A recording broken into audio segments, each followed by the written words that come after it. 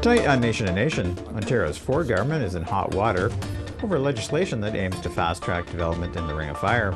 Benedict Abrams says the Progressive Conservatives have only themselves to blame. No advance notice, no consultation, no dialogue with rights holders, communities impacted. And so, the process has been flawed from the beginning. Long-term reform of the First Nations child welfare system is stalled. Sydney Blackstock says it is now up to Prime Minister Mark Carney to get things back on track. We need the Prime Minister to really take the leadership and say, look, here's a problem that can be solved. The Liberals have moved to tighten the rules for what is eligible for Jordan's principal funding. The NDP's Laurie Idlout says this is unacceptable. And there should not be restrictions to recipients of either the Jordan's Principal Program or the Inuit Child First Initiative. Welcome to Nation to Nation. I'm Fraser Needham. The battle over a piece of legislation called Bill 5 continues on at Queen's Park in Toronto. The Ford government's bill proposes to create special economic zones, saying it will move development projects along more quickly and cut through red tape. But critics say the legislation would give government and industry the ability to bypass critical environmental laws. The government wants to use the Bill 5 to develop Northern Ontario's critical mineral-rich Ring of Fire, but First Nations say plans are moving forward too quickly and without proper consultation. AFN Regional Chief for Ontario, Benedict Abrams, joins me today to talk about the latest. Welcome back to Nation to Nation. Good morning. Thank you for the opportunity. So Ontario recently amended the bill, I know, earlier this week, and added duty to consult to it, but I think it's in the preamble from what I understand. Does that really make a difference to the Chiefs of Ontario, and or does the bill need to be scrapped and start afresh? Mm-hmm.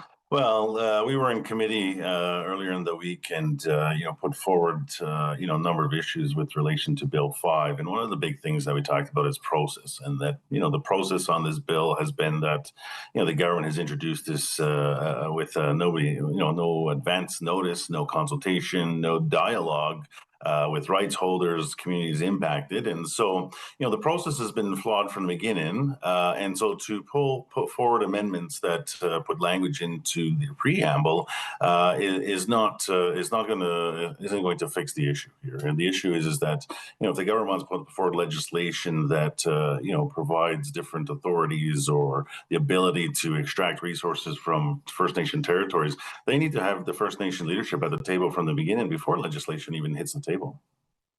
Yeah, I noticed that in recent weeks, when the Ford government has been talking about this for a long time. Obviously, they want to get access to these critical minerals. It seems in recent weeks, as I was saying, we had Greg Rickford on the show last week. We had never really talked to him. And then also, I think you met with the Premier last week. So there seems to be a change of heart. Now, is it sort of just, do they still have a long way to go, I imagine, as far as you and other First Nations are concerned? Yeah, well, so, the government has, I've made it very clear to the government, including the Premier, that in order for this to proceed, First Nations need to be at the table, with the rights holders, not the Ontario Regional Chief or the Chiefs of Ontario. It's the communities that are directly impacted and uphold the honour of the Crown. And so, the honour of the Crown is having consultation and dialogue with those rights holders that are affected. And it's very clear that the Ring of Fire and areas of rich in resources is directly in the middle of First Nation territories. And so therefore, the government needs to come forward and have a conversation with those rights holders about their intentions, but also about what that prosperity and opportunity means. We've been very clear that First Nation communities want prosperity. First Nation communities are already in some places, part of arrangements around resource extraction. And so this is not completely new to many communities, but it is about process as well. And it's honor of the Crown and a respect issue. And so, the pushing this bill forward in a way, arbitrary colonial way, that this is how it's going to be is not helpful. Really, do you think the First Nations are really in the driver's seat here, and they have the ability to dictate whatever happens in terms of this development?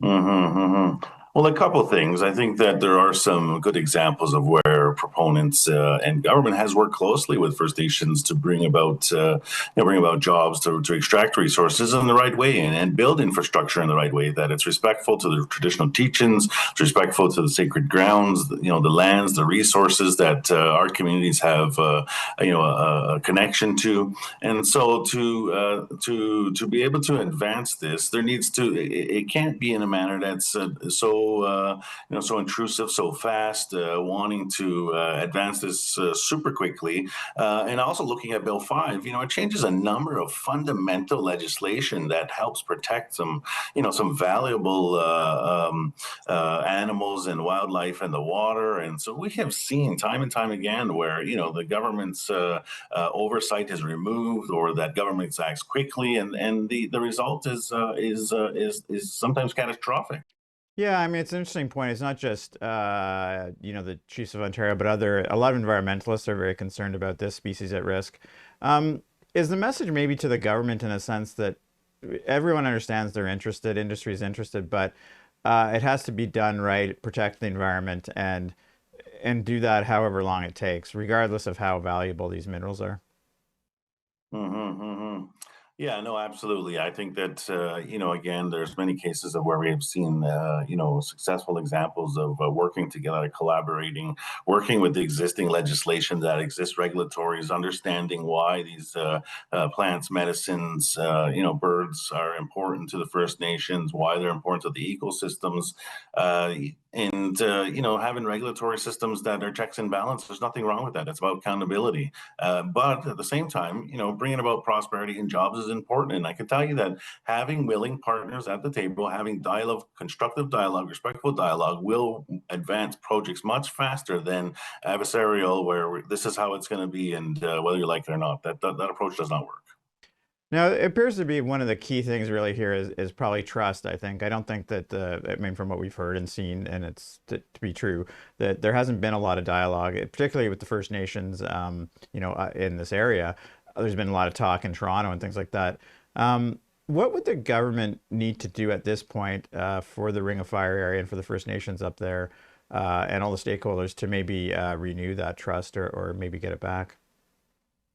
Well, I mean, there's that's a wide variety of options, but I mean, at the minimum, the committee hearings, there was several attempts to bring the committee to the north to hear from the rights holders. I mean, you mentioned Toronto, and this is pretty far south from where the actual resources are, and where many of the First Nation leadership communities are. And so, having constructive dialogue with that leadership is important. Going to those communities, or at least closer to those communities, is extremely important. And I think that's a first start. I mean, the legislative piece that the processes that are being used is not helpful around respectful dialogue, conversations, constructive ways of advancing priorities of the government, priorities of First Nations, needs to happen with the rights holders face to face, not through committee hearings. Okay, well, we'll have to end it there, but of course, very interesting issue, of course, and we'll be following it closely. And as always, thanks for talking to us today. Absolutely. Miigwech Nyalgo. Up next, we'll talk to First Nations Child and Family Caring Society Executive Director Cindy Blackstock about a different ongoing battle between the federal government and her organization at the Canadian Human Rights Tribunal.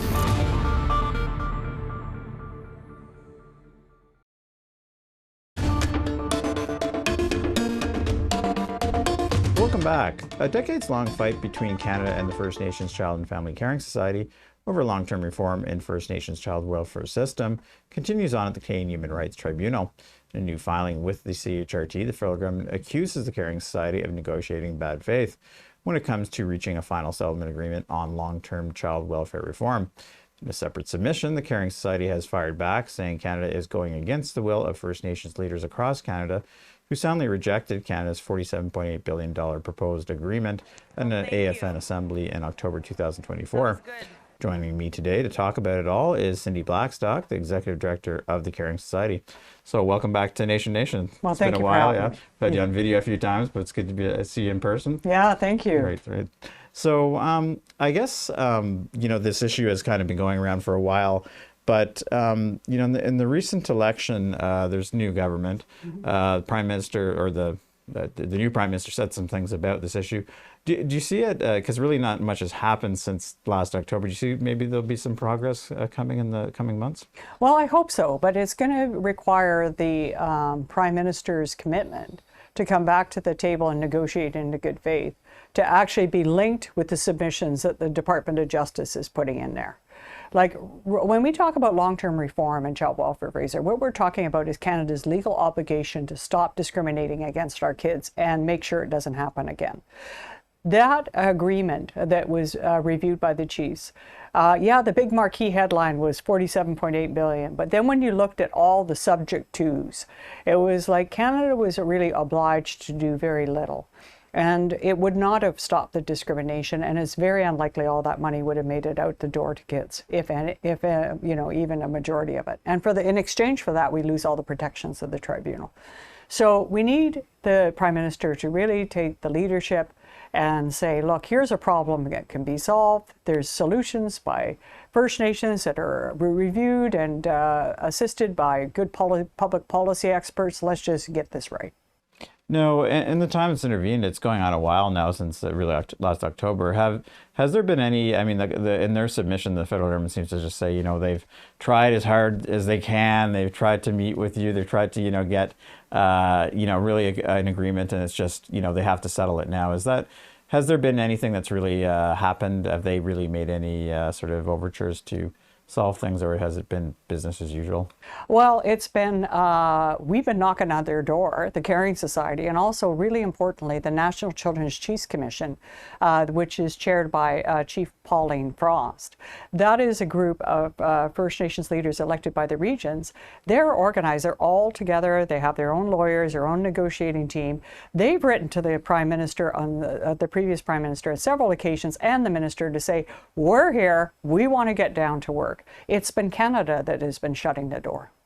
Now, of course, there's a new Minister of ISC who is First Nations, Mandy Gilmasti. Have you had a chance to meet with her or any of your colleagues, or has she been? She seems to want to do things differently, but have you had any reached out to her yet, or any talks? Well, certainly we're in the process of reaching out to her, but no, there has not been any talks yet.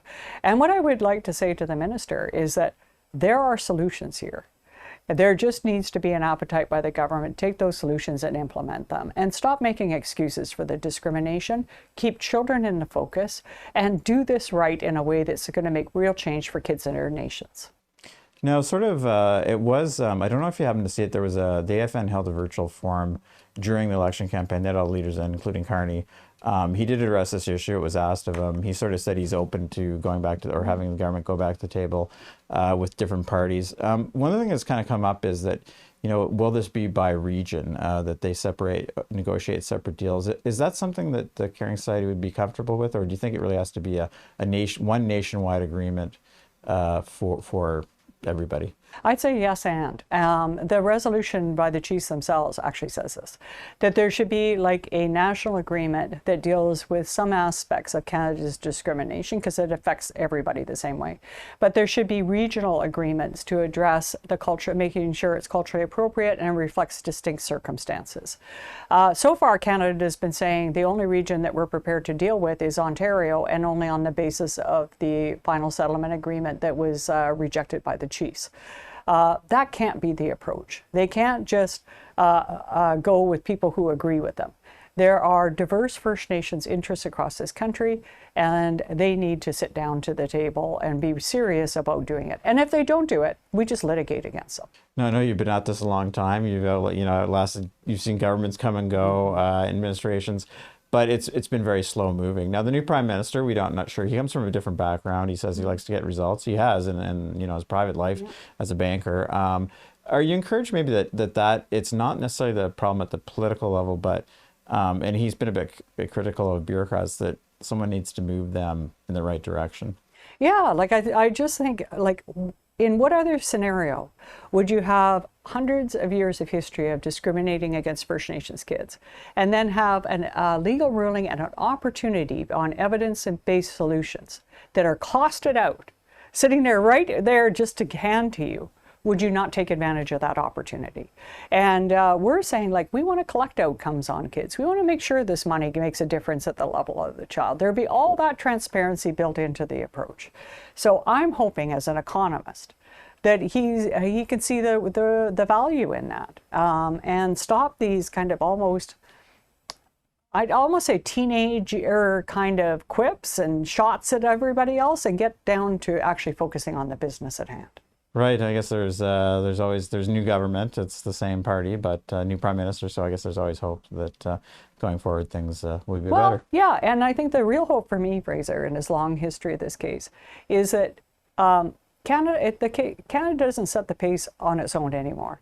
It's subject to legal orders and it's being held to account by the court, and it's also being held to account by a broad array of the Canadian public, who are just tired of seeing the government hurt First Nations kids.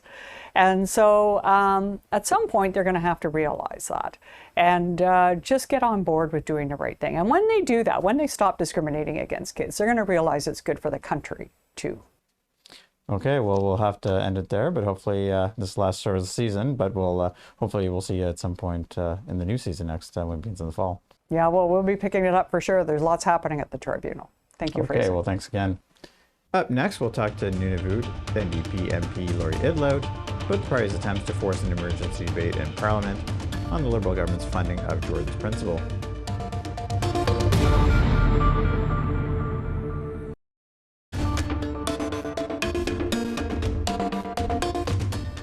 Welcome back. In the final days of the Trudeau government, the government began to place restrictions on what would be eligible for Jordan's Principle funding. It claimed expectations had grown beyond the program's original intent, leaving Ottawa unable to keep up with the volume of requests and creating a massive backlog. But critics say this is just an excuse. They accuse the government of trying to save money while denying First Nations children of the services they need. The NDP tried to force an emergency debate on the issue earlier this week, and Nunavut MP Laurie Idlout joins me in studio today to talk about what happens next. So welcome back to Nation, and congratulations on your re-election. So I guess you did try to have this, you brought up yesterday, but it was turned down from what I understand. That's correct? That's correct. Yeah, thank you for having me. Kuya Fraser for having me back. And I thank my colleague MP for Winnipeg Centre, Leah Gazan, for having written a joint request to the Speaker. I was hoping that by showing that the NDP has two signatories, at least to it, one First Nations, one Inuit, to show how important the issue is, how much of a crisis we are, and how much we do need to make sure that parliamentarians discuss it on an emergency basis, because not just because of the backlog, but the sweeping changes that the Liberals introduced that results in First Nations and Inuit children less healthy and back into poverty and struggling to go to school with less health care, and we thought that it's definitely warrants an emergency debate. Right, exactly. Yeah, we've heard obviously there's a lot of people being sort of falling through the cracks or whatnot, and at the same time we've been following these stories too. It's been at the Canadian Human Rights Tribunal of these enormous backlog of requests. Now, what the government has started to say or restrict, that it's, like I said in the introduction, it's grown beyond its original intent. And even we did cover a story with Jordan's father, Jordan Rivers Anderson, saying, he didn't feel that First Nation, it was being distributed to his First Nation, or First Nation wasn't being used properly. What do you say to that, of some of these complaints of the government that's just saying, that they're overwhelmed and that maybe this money is always being used what it was supposed to be for? Well, I think that the Liberals are quite used to taking a very colonial approach to dictating to First Nations and Inuit what their priorities and what their health conditions should be. So it's not a surprise to me that they would say these kinds of things, that it's being used in ways that they didn't think it would be used. To me, reconciliation should always be a top priority. And what does reconciliation mean? Inuit and First Nations deserve to be lifted up after years of genocidal policies that kept pushing them down into marginalized communities, and there should not be restrictions to recipients of either the Jordan's Principle Program or the Inuit Child First Initiative. Okay, and I know that, of course, we talked to you earlier before the election about the Inuit Child First Initiative. I know that funding was extended, but maybe you could tell me first what people really need that money for in the north, in Nunavut, and what's the latest on what you understand is going to happen for funding for that particular program? So we do hear, I'm very thankful to the hamlets who've kept me in the loop of what the changes have been. So for example, the Inuit Child First Initiative had different part components to it. And one of the main components to it was the food mail voucher program. The food voucher program, where hamlets would have arrangements with the local stores, and Inuit families with children could apply to have their names listed, and they would be issued food vouchers so that they can get groceries for their children. And I heard from so many families how effective that program was. I've heard from schools that children were going to school having been fed. They were able to learn better because they had been fed at home. There were other programs that they are making cuts to, like the early years program.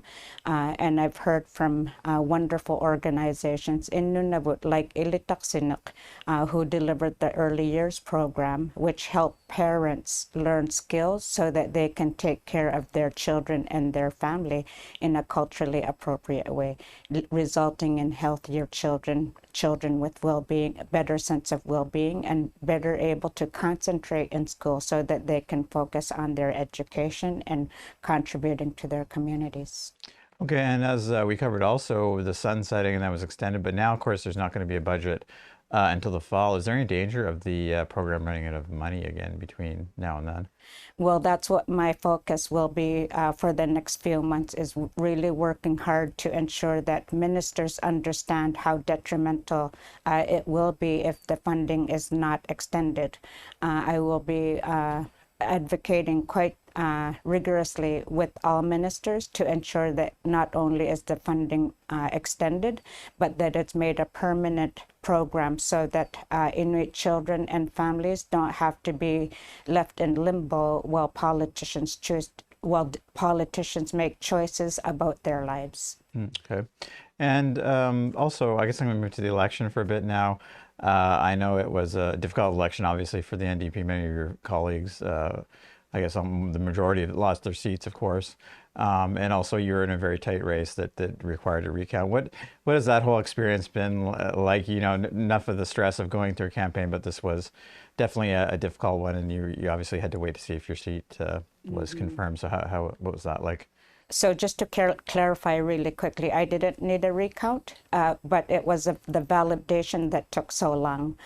Usually after an election, the validation happens within the week. But in Nunavut, because of all my communities being fly-in communities, it took quite some time for the boxes to be flown to Iqaluit so that the returning officer can validate the votes. Some of the reasons for the delay were that the flight went mechanical or the flights were delayed due to weather. So it ended up taking just over 2 weeks for my validation. Well, the new Prime Minister and government say the North is very important to them, so I guess they'll have to put their money where their mouth is, I guess. And but unfortunately, that's all the time we have. And thanks again for coming. This is good to see you after the election, and thanks for joining us today. Fraser.